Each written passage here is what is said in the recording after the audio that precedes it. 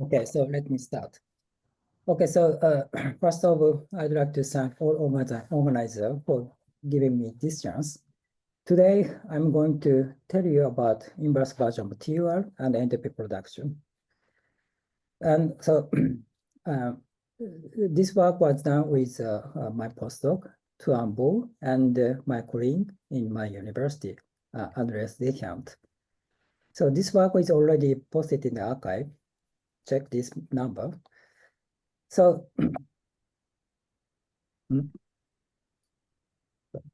so this is a plan of my talk. Starting with the general properties of the TUR, I eventually explain about the finding about the inverse version of TUR. This is the story of my talk. Okay, so in the stochastic thermodynamic, there are many important physical targets to understand general property of thermodynamics. So first example is transport via a quantum dot. When temperature is relatively high, the dynamics is well described by Markov jump processes like this. Because the system is very small, the current shows a fluctuation as a function of time like this. So another example is a molecular motor, such as F1 motor. In the experimental situation, F1 motor rotates by consuming the ATP. And this is sometimes modeled by large-band dynamics by using the non-conservative force like this. And so one of the main aims in the stochastic thermodynamics is to understand general properties of non-equilibrium current fluctuation. So let's consider a typical non-equilibrium setup where a particle moves around the ring with a non-conservative force, which is described by the large-band dynamics in the one dimension. F is a non-conservative force, and this term is a thermal noise. And the potential is not time dependent. In my talk, the potential is always time independent. So we consider the standard diffusion along the ring, defined like this. D tau is the diffusion constant measured during finite time. Small j is a steady state velocity of the particle, and bracket SS means that we take up the steady state initial condition. When driving field F is small enough, namely in the linear response regime, of course, Einstein relation or fluctuation diffusion relation holds, given like this. And this expression is equivalent to this expression using the entropy production rate. Entropy production rate is equivalent to the Joule heating rate using the non-conservative force times the current. And so it's given by this. So in linear response regime, we have equality. In the general case where amplitude is in general case where the amplitude of non-conservative force is arbitrary, the equality becomes inequality. Inequality for the both long-time limit diffusion and finite time limit diffusion case. This relation is nowadays called thermodynamic uncertainty relation, TUR, and many people study this topic about extensions, validities, and application and so on. The first version of TUR is for the long-time limit diffusion. And the second one is for finite time diffusion And concerning the J and sigma is the steady state variable, a steady state quantity. So concerning TUR, there are several interpretations. The first interpretation is that it gives the trade-off relation between the precision and thermodynamic cost. D tau divided by J square is a dimensionless parameters, and it's regarded as a precision. And small value of this value means a high precision. In order to make high precision, we need more thermodynamic cost. And the second interpretation is that it gives a lower bound of entropy production rate. Entropy production rate is generally difficult to measure in experiment because it contains heat. Heat is not directly connected to the electromagnetic field, and so it's difficult to measure. But this relation gives a lower bound of using the measurable quantity, and so we can infer the entropy production rate, a value of entropy production rate with a measurable value. And the third interpretation is that it provides a bound of the current fluctuation. As I said before, one of the main aim of stochastic thermodynamics is to understand the current fluctuation. And so we take this interpretation in my talk. TUR has many types of application. As a relevant application to my talk, I mentioned on the application to the anomalous diffusion given by Hartich and Beck. So in most cases, long time limit diffusion is normal diffusion. But if you think of a finite time version of diffusion, this can depend on time with exponent nu. If nu is negative, it's subdiffusion, and nu equals 0 means normal diffusion. And if nu is positive, it's superdiffusion. With TUR, we can estimate the time scale until which the subdiffusion can occur. Suppose data behaves like this with a negative exponent nu, and setting this quantity c, and we can estimate the time scale until which the subdiffusion occurs. Schematically, we can draw this picture like this. This is one example of application, and later I come back to this example after presenting our results. Okay, now let's move on to today's topic. As I mentioned, we consider TUR as a lower bound of current fluctuation. With this picture, it's natural to consider the upper bound of the current fluctuation. This subject is sometimes referred to as ITUR, inverse version of TUR, because the bound is opposite to the original TUR. So concerning this subject, there is one relevant paper given by this group. The result given for the Markov jump process. Left-hand side is current fluctuation, and the right-hand side is the upper bound. This contains several terms that needs explanation. J squared is instantaneous variance mathematically given like this. And W max is maximum value of escape rate. And most important property here is that it contains a spectrum gap, lambda. This lambda is for the symmetrized generator. And symmetrized generator is defined like this using the original generator and the dual generator. And dual generator is given by this using the steady state. Pi is a steady state. The spectrum gap of the symmetrized matrix is expected to be similar to the property of the spectrum gap for the original generator, although this property is not proven mathematically. But clearly, the spectrum gap is related to the relaxation time.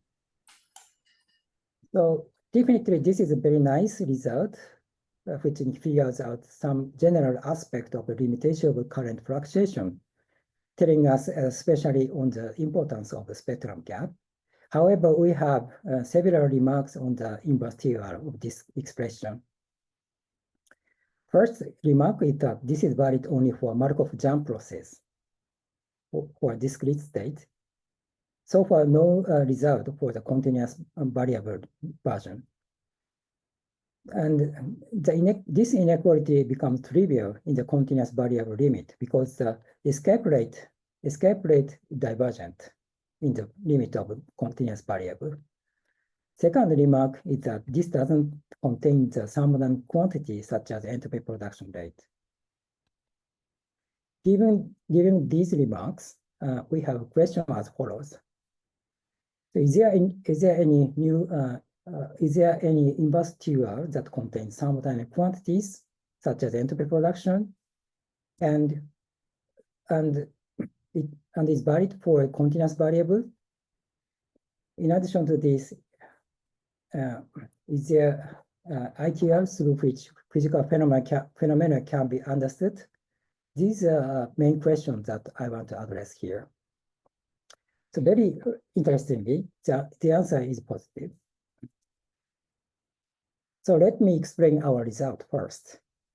But first, I explain the simplest case. Suppose we consider one-dimensional system where non-conservative force is applied, and we consider the diffusion constant in the long-time limit. The overdamped Langevin equation given like this.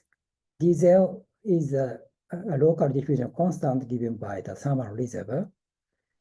The one remark is that the short-time limit of diffusion constant of the particle is identical to the dz here, arising from the thermal noise. Under this setup, we can derive the following inequality. Again, dz is, as I said, dz is a short-time limit of diffusion constant, which is identical to dz in the thermal noise. And lambda is a spectrum gap. This spectrum gap is given for the symmetrized Fokker-Planck equation, which looks like this. As I said before, the spectrum gap for symmetrized Fokker-Planck equation is expected to be reflected from the property of the spectrum gap of the original Fokker-Planck equation. And most importantly, this inequality contains entropy production rate here. Okay, so I have several remarks about this inequality. First, although I explained this result with the simple one-dimensional setup, this inequality holds in general overdamped Langevin equation in any dimensions. Second, this inequality contains this term. You may think that this term can be negative, but actually this term is always non-negative because this non-negativity is guaranteed by finite time TUR. We have another two remarks which are very physical. One remark is that when we consider equilibrium limit, setting both entropy production rate and the average current to 0, then we have this inequality, meaning that long-term diffusion constant is always smaller than the short-term limit diffusion constant. To my knowledge, this is not known so far. So another comment getting from this inequality is that in order to get large diffusion constant, either large entropy production rate or small spectrum gap is necessary. So like this, we can get many physical messages from this simple inequality. So now let's consider more general setup, more general current and finite time current fluctuation. The general current is formulated like this with a function theta. If theta is 1 for all x, capital X reduced to the particle displacement, and the fluctuation is a standard diffusion constant. If you put force for the theta function, then capital X is a heat generated, and so the function, the fluctuation is a fluctuation of the heat dissipation. So under this setup, we can derive the following ITUR, which looks like which similar to the previous simplest version. Here, D max is the maximum value of this quantity. So we can also tighter version of the ITUR with the function of G function. A G function is a little bit complex, but it takes from 0 to 1 value. If x is 0, G is 0, and if x is 1, if x is infinite, G is 1. So concerning this inequality, general inequality, we have several remarks. which are almost the same comment as in the simplest version of the previous simple diffusion constant. First, again, this holds for general setup in any dimension. Second, remember that long-term diffusion constant is smaller than the short-term limit diffusion constant in the equilibrium state. Even for general current, this can be said. Namely, the finite time fluctuation for general current is always smaller than or equal short-term limit fluctuation in the equilibrium limit. And to get large diffusion constant, either large entropy production rate or small spectrum gap is necessary. So moreover, I want to make another physical comment on the ITR. I go back to the application of the ITR about the anomalous diffusion. For the TUR case, subdiffusion timescale can be estimated. Now we have ITR for continuous variable, and so we can make the similar argument. This is a finite, this is a ITR for the finite time diffusion constant. And suppose the diffusion constant behaves as super diffusion with a positive exponent nu, and setting this quantity to C prime, then we can estimate the time scale until which the super diffusion occurs. Schematically, we can draw this picture like this. So up to here, super diffusion occurs, and the diffusion leads to the normal, like this. This happens if C prime is finite. So like this, ITR provides a time scale of a super diffusion. Perpetual super diffusion is allowed if value C prime is infinite. This divergent value of C prime is possible either zero value of zero spectrum gap or infinite entropy production rate. Otherwise, super diffusion is always transient. This provides a kind of no-go theorem on the perpetual super diffusion for system with a finite gap and entropy production rate. This is one of the important message. So now let me go back to the original question that we raised. Concerning the two questions here, we derived the simple ITR containing the entropy production rate. So now the last question, third question, is this inequality useful to understand the specific physical phenomenon? In our opinion, one of the relevant physical phenomena is the giant diffusion phenomenon. So what is giant diffusion phenomenon? The giant diffusion is a phenomenon of the enhancement of a diffusion constant in the periodic boundary condition like this. This was discovered many years back in 2001 by these people, and they numerically showed that the diffusion constant can be very large compared to the local diffusion constant d0. At some non-conservative force, Fc, the diffusion constant is 10 times larger than the short time limit diffusion constant d0. To get intuition about the mechanism, let's consider the infinite line picture of the potential. The infinite line picture, we have the effective potential, which looks like this, okay? If non-conservative force is small enough, a potential barrier exists like this. So the particle have to stay around the bottom of the potential barrier.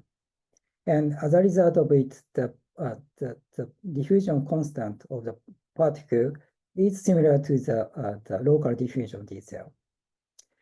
On the other hand, non-conservative force is strong enough, particle does not feel the potential barrier anymore. And so particle can move particle goes to the right direction only. And this time, potential force is negligible. Once we have zero value for this, we can solve it exactly, and we can find that diffusion constant is identical to D0. If sorry, when the non-conservative force makes a flat potential in between, which looks like this, particle can move very smoothly, feeling the thermal noise. Then the particle can go both in left and right very smoothly, and as a result of it, the diffusion constant is enhanced. This is the mechanism behind, and this is actually seen in the quantitative level as shown in this graph. At the critical value of Fc, the diffusion constant is enhanced very much. And giant diffusion is a remarkable effect in periodic boundary condition, and there are several interesting experiments.